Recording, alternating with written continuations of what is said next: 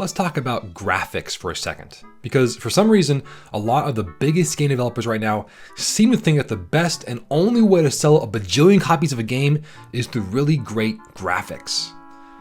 Look at the difference between Final Fantasy VI, released on the SNES in 1995, and Final Fantasy VII, released on the PlayStation in 1997.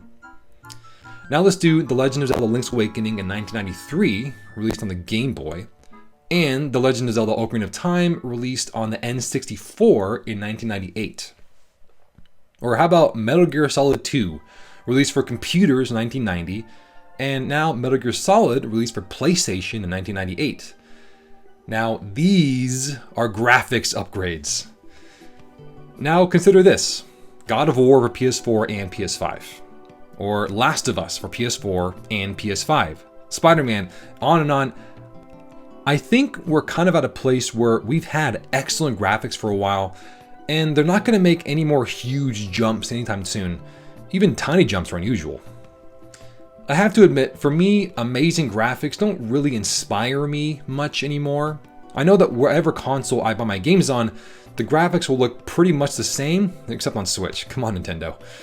Which is to say, hyper-realistic and extremely high definition, but not much different from the previous era, or even the one before that.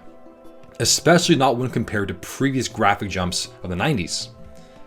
Now that I'm in my 30s, I've been realizing that the biggest AAA game developers like Ubisoft, Activision Blizzard, EA, Rockstar are all trying really hard to stay king of the hill for best graphics, which actually isn't that hard because all the graphics nowadays look just about as high definition as everything else in this current age of video games, which is fine. And some of my favorite games of all time are hyper-realistic, like God of War and Last of Us, and have used the most cutting-edge technology like motion capture, ray tracing, etc. But one of the biggest pitfalls I've seen in modern gaming is that these companies often mistake better graphics for a better experience, which is often far from the truth. Just because the world of Horizon Zero Dawn is stunningly beautiful doesn't necessarily mean I'll play it longer. I only lasted like 20 hours before I stopped playing because I didn't find the repetitive fetch quest-centric gameplay that fun. I don't play first-person shooters that much, but I don't get the sense that Call of Duty or Battlefield players that do are rioting because they want better graphics. It sounds like they want better games. And maybe ones that aren't a completely buggy, broken mess at launch. And maybe ones that don't prioritize squeezing every penny out of users through manipulative monetization infrastructure than fixing game-breaking bugs, and on and on. Look, what I'm saying is simple. Graphics are great, but they don't supersede gameplay. What happens when you go back and play your favorite games you played when you were a kid? I don't replay Ocarina of Time once every few years because the graphics are incredible. They're definitely not. I play it because it was so freaking good, and it made me feel like a young adventurer battling enemies in the magical land of Hyrule with one of the greatest video game soundtracks of all time keeping me company throughout my journey. Same goes for Golden Sun, the first Halo, Castlevania Symphony of the Night, and more classic games that stand the test of time and are still really fun when played today. Which brings me to pixel art games. I play a lot of pixel art games. A lot. I see a pixel art RPG, extra points if it's turn-based or tactics, and it's pretty much an instant shut up and take my money situation for me. In fact, I don't know anybody who plays more pixel art games than me, which I get isn't like a genre, it's more of an art style, and just because a game has pixel art doesn't mean it's good, and I've played tons of not great games that had pixel art. Why do I play these games? Why do I play more pixel art games than most other AAA games that dominate the sales charts? Because for me, pixel art games will always remind me of when it all began. Pretending to be sick during a family reunion so I could hide in bed and play Pokémon Blue. Trading secret endgame codes of Oracle of Ages and Seasons with my younger brothers so we could all beat the final boss together. Being stunned at how frightening the SAX monster in Metroid Fusion was to my 11-year-old brain, and, well, I could spend all day telling you. The point is that pixel art games are tied to some of the most magical, unforgettable, joyful, happy memories I've ever had in my life. And look, if that sounds like an exaggeration, Let me remind you, it's not every 30-something husband of 10 years, father of 2 young kids with a full-time job and a part-time job with no previous video editing skills that decides to start a gaming YouTube channel in 2024. I just can't stop playing, thinking about, and talking about these games. So if you're anything like me, you've probably played some of the most highest reviewed, most beautifully designed, graphics-focused games recently, but for some reason, sometimes things still just didn't feel as good or fun as those classic games you played when you were a kid. If that's you, let me tell you why I play way more pixel art games than AAA games in my 30s, and how much fun you can have playing games like these.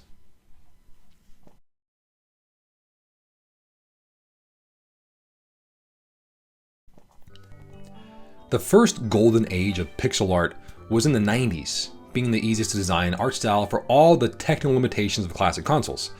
Many of these games are still widely considered to be masterpieces of their respective genre. Think Advanced Wars, Sonic, Castlevania, Metroid, Final Fantasy, Legend of Zelda, Pokémon. All these franchises boasted timeless masterpieces of that era, all pixel art. The second golden age of pixel art is happening right now. Why? Because it took about 20 years for the biggest pixel art game fans to become pixel art game makers. The thing is, today's young generation is sadly not playing a lot of really great pixel art masterpieces like we did growing up. Today, younger generations are playing games like Minecraft, Roblox, Fortnite, Super HD FPSs, which is an interesting thought to think about when you wonder what types of games these future game developers will make when they're 20 years older too. In any case, it's probably not going to be tons of great pixel art games. That's why I want to enjoy these games now. There will always be pixel art games, and lots of them will probably be not great, maybe even pretty bad. But right now, as you watch this, we are living in a time where you can't go 5 seconds on some video game sales page without seeing tons of extremely highly rated pixel art games made by devoted fans of the genre who love these classic games so much they just needed to make their own love letter to the genre, complete with homages, references, and quality of life updates. I freaking love this. I'll go through and replay these old pixel art games often. In the last few months alone, I beat the Minish Cap, Metroid Fusion, Golden Sun, and a few other indies that were straight ports of when they first came out, and I loved every second of it. Best of all, you can play the games more easily now on your much bigger handheld Switch screen, complete with easier save features, rewind functions, and ultra-fast load times. Pixel art games will always remind me of before I was a grown-up with adult responsibilities, 2 young kids to protect, and rent to pay. And for me, that's something precious that I want to protect and will continue going back to for years to come.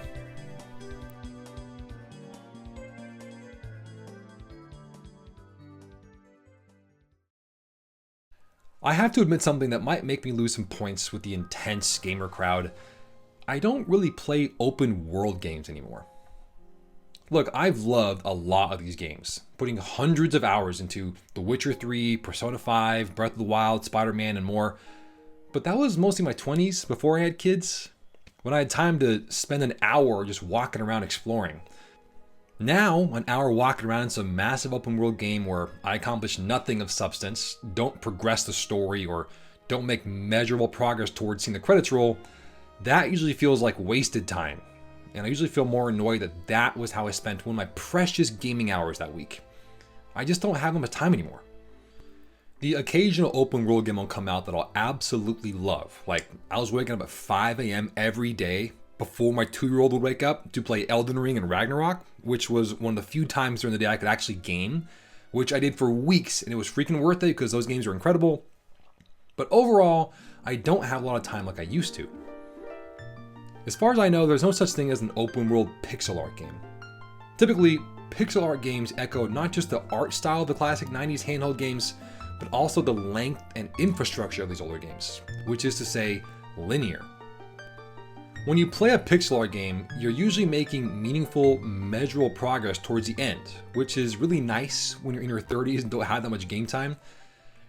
There's something so cathartic and rewarding about completing a game nowadays. And it's something that most AAA games don't really let you experience anymore.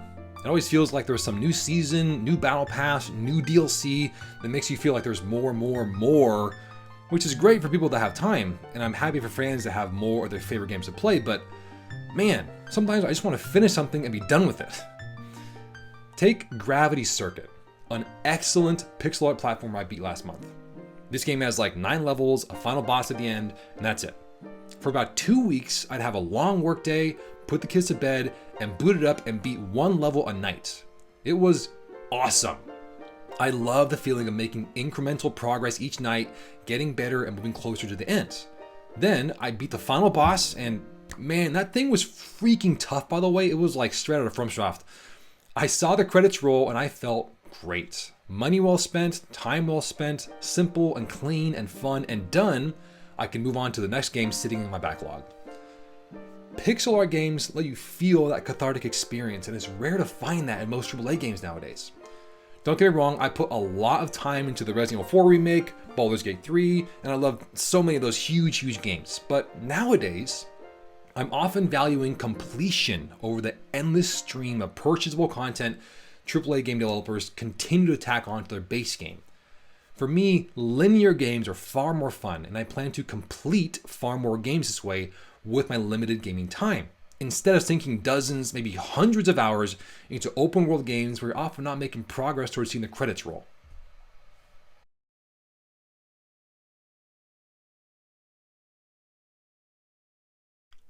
I'm a sales guy. I love a good deal. Sometimes I'll just scroll through the Nintendo eShop, Steam, or PS5 monthly deals and just look around, see what's on sale. I must have bought like 50 games last year, and almost all of them were on sale. The only games I paid full price for was when I bought Street Fighter 6, Resident Evil 4, Baldur's Gate, Super Mario Wonder, Advance Wars, Tears of the Kingdom, which actually sounds like a lot of full price games. But look, they were pretty much all the Game of the Year level major stuff, and Advance Wars. I freaking love Advance Wars. But everything else I bought on sale. And pixel art games are always on sale. They're cheap. I could buy 3 really good pixel art games for the price of 1 full price AAA game. And when you buy as many games as I do, with a limited budget and 2 little kids to feed, you gotta be smart with how you spend your money. For like $20 or less, you can buy games like Dave the Diver, Dead Cells, Hyper Light Drifter, Eastward, tons more. And for like $10 or less, you can buy games like Stardew Valley, Vampire Survivors, Blasphemous, the list goes on. And when you buy these games, you know they're gonna be incredible. Look, it takes hundreds of developers to make a game like Skull and Bones, or Redfall, or Forspoken, but despite how much love and care these game developers try to put into the game, most AAA games are often influenced more by shareholders and CEOs looking to maximize monetization models than creatives and visionary directors looking to write a heartfelt love letter to a game they played when they were 11. You usually know you're supporting good people with good intentions when you buy and play these highly rated pixel art games. It's not the only deciding factor I think of when I buy these games, but it definitely feels good knowing I'm supporting true artists with the ability to control the entire process of their game, rather than sending money to some stingy corporate jerk who just wants me to buy their game and spend as much money as possible. Lastly, there is just a ton of freaking diversity in pixel art games. Platformers, turn-based RPGs, tactics, point-and-click adventures, sports games, monster catchers, deep-sea diving simulators, restaurant simulators, sometimes both at once, puzzlers, racers, Metroidvanias, Souls-like boss rushes, deck builders, and dozens more I don't have time to mention. It might be intimidating and expensive to try Forza if you've never played a racing game, or Tekken 8 if you've never played a fighting game, but if you're thinking about checking out a new genre, there's almost always going to be a 9 or a 10 out of 10 pixel art game for $20 that can show you the genre. These games are diverse, flexible, and excellent showcases of genres to newcomers. Really though, I play pixel art games because they remind me of when I was a kid. Back then, video games were hard to come by. I had 3 other siblings, my mom didn't work, and it was usually feast or famine when it came to my dad's business he ran. The business that either gave us grocery money that month, or the business that meant we didn't get Christmas presents some years. For me, getting a new video game was really special, and I had to be really careful with what game I asked for because if it was a bust, tough luck. I might not be getting another one until my next birthday. Fortunately, there was no shortage of truly excellent pixel art games for my Game Boy Advance, and I played and replayed through Golden Sun, The Legend of Zelda, Metroid, Final Fantasy, Pokémon, all as a kid, not just because I didn't have a lot of games, which I didn't, but because they were just so freaking good. In the last year, I bought the Resident Evil 4 Remake, Baldur's Gate 3, Alan Wake 2, Super Mario Wonder, Street Fighter 6, and Tekken 8 all on day one. All AAA games, all incredible experiences I can't wait to play and keep playing. But there's a reason I also bought like 20 pixel art games last year, why I have another 20 or so in my backlog I haven't even touched, and another dozen that I've replayed several times and will probably keep playing time and again. It's because pixel art games remind me of when it all began, and what made me fall in love with video games in the first place. Thanks for watching, and if you want to watch more videos like this, be sure to hit that subscribe button.